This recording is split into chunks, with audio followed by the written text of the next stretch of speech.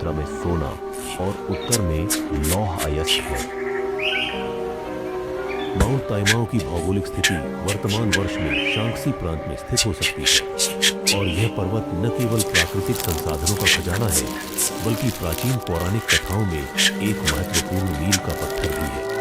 गिरता हुआ पानी यहाँ की पीली नदी दूर उत्तर की ओर बहता है और पानी में कई स्नान पत्थर हैं जिनमें सुंदर रंगीन पैटर्न है और प्राचीन लोगों द्वारा बहुत पोषित खजाने हैं। पानी में अभी भी बहुत सारा सफेद पानी रहता है और वे पानी के माध्यम से शटल करते हैं जिससे ताइमाओ पर्वत को एक रहस्य और जीवन शक्ति मिलती है। ताइमाओ पर्वत के साथ 620 मील पश्चिम में इस पर्वत को माउंट एनबेड कहा जाता है और पहाड़ के दक्षिण की ओर बड़ी संख्या में शाखाओं से ढका हुआ है और उत्तर पत्थर से समृद्ध है जिसे आज हम ग्रेफाइट कहते हैं।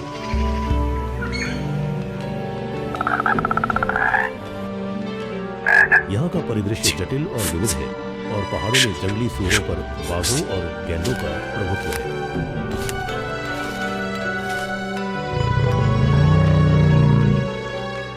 ये जानवर इस भूमि में स्वतंत्र रूप से घूमते हैं जिससे मुझ पर्वत की अनूठी पारिस्थितिक प्रणाली बनती है। हालांकि लुम्बेड माउंटेन के बारे में सबसे प्रसिद्ध बात यह है कि जगह में आग लगी हुई है और एक अजीब पक्षी है जो तीतर जैसा दिखता है अपने बहुरंगी पंखों और धूप में चमकने के साथ। यह पक्षी न केवल बाहर से सुंदर है बल्कि इसका एक विशेष अर्थ भी है। पहाड़ों और समुद्रों की पुस्तक की मूल पुस्तक के अनुसार इस दुनिया में पक्षियों की उपस्थिति इतनी शांतिपूर्ण है। प्राचीन काल में लोग अक्सर पक्षियों की सुरक्षा पर अपनी उम्मीदें लगाते थे। उम्मीद करते थे कि यह सौभाग्य और सौभाग्य लाए। इस खूबसूरत महिला बिस्तर पहाड़ को देखने के बाद हम इस खुले पहाड़ पर आने के लिए 400 मील पश्चिम की यात्रा करते रहे। लुताई पर्वत पर पारिस्थितिक प्रणाली भी समृद्ध और रंगीन है और पहाड़ पर एक सफेद इमारत है जिसे बाईहाओ कहा जाता है जो एक अद्वितीय और आंख को पकड़ने वाला जानवर है।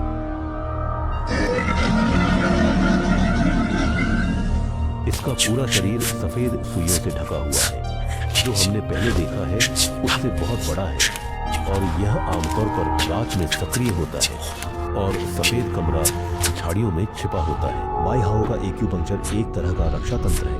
सामने का एक्यूपंक्चर गिर सकता है और खतरे की स्थिति में खड़ा किया जा सकता है ताकि यह प्राकृतिक दुश्मनों के हमले का विरोध कर सके।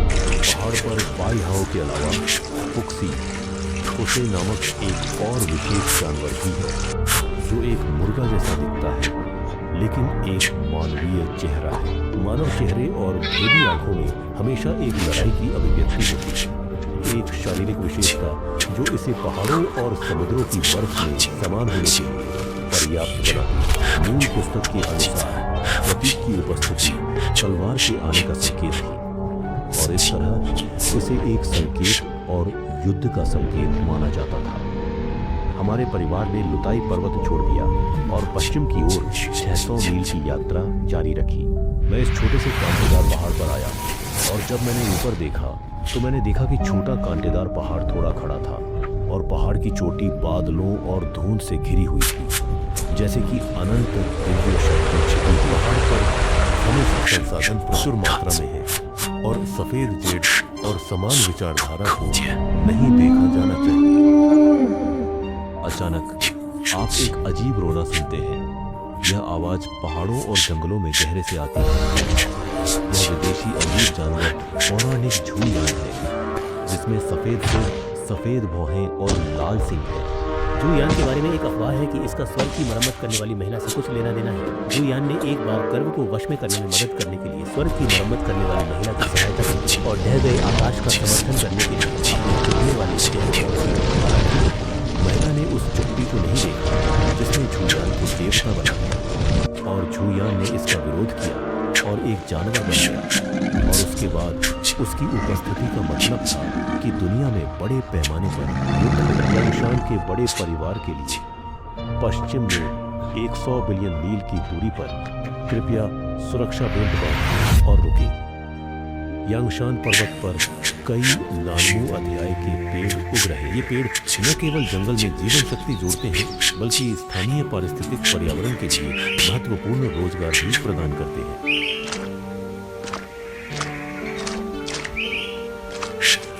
गनलिंग तेंदुए के आकार में मंगोलियाई जानवर की एक प्रजाति रहती है। यह बहुत विशिष्ट है कि इसमें विस्फोटक जानवरों के अनूठे पैटर्न नहीं है। इसकी दो आंखें एक बेहोश हरी रोशनी से चमकती हैं और यह मजबूत और फुर्तीली है। बिना आवाज किए सड़क पर चलना एक क्लासिक प्रकार का हड़ताली कैचर है। हमने जल्दी से काइजू के क्षेत्र को छोड़ दिया और पश्चिम में 11,750 मील की दूरी पर जारी रखा। बस पहाड़ों में पक्षियों की एक प्रजाति है जो लोगों को खाती है, जिसे लोरो बर्ड कहा जाता है। और लोरो बर्ड का सिर प्रकाश की तरह होता है, बिना पंखों के, और उसका चेहरा भयंकर होता है, तेज है, जैसे कि वे सब कुछ देख सकते हैं। उसका मुंह लंबा और खूनी है। उसका शरीर मजबूत है। उसकी मांसपेशियां बड़ी हैं और बाहरी दुनिया के हमलों का सामना करने के लिए उसका फर काफी कठोर है। नकल व्यापक और शक्तिशाली है, और यदि यह अभी भी सामने आया है तो यह एक प्रदर्शनी में 3 मीटर तक पहुंच सकता है। पंखों का रंग इसे पहाड़ों और जंगलों में अच्छी तरह से छलावरण करने की अनुमति देता है। इसी कड़ी में हाय सैन 2 सूत्र का पूरा पहाड़ पहले पर्वत से अंतिम पर्वत तक पूरे पहाड़ को शांक्सी, कानक्सी, नेजिया, गांसू और किंगी में व्यापक रूप से वितरित किया जाता है। यहाँ के पर्वत देवताओं के 2 अलग अलग रूप हैं, एक मानव सिर और घोड़े की सूरत और दूसरा मानव सिर और गाय की सूरत। वही बात यह है कि झांगयू के 4 पैरों वाले पैरों के अलावा उनके पास झांगयू की बांह है जो एक बेट पकड़े हुए है और दिखने में बहुत राष्ट्रीय। लेकिन भगवान न केवल प्राचीन लोगों की प्रकृति की गहरी समझ का प्रतीक है, बल्कि रहस्यों की शक्ति के लिए उनके सम्मान और कल्पना को भी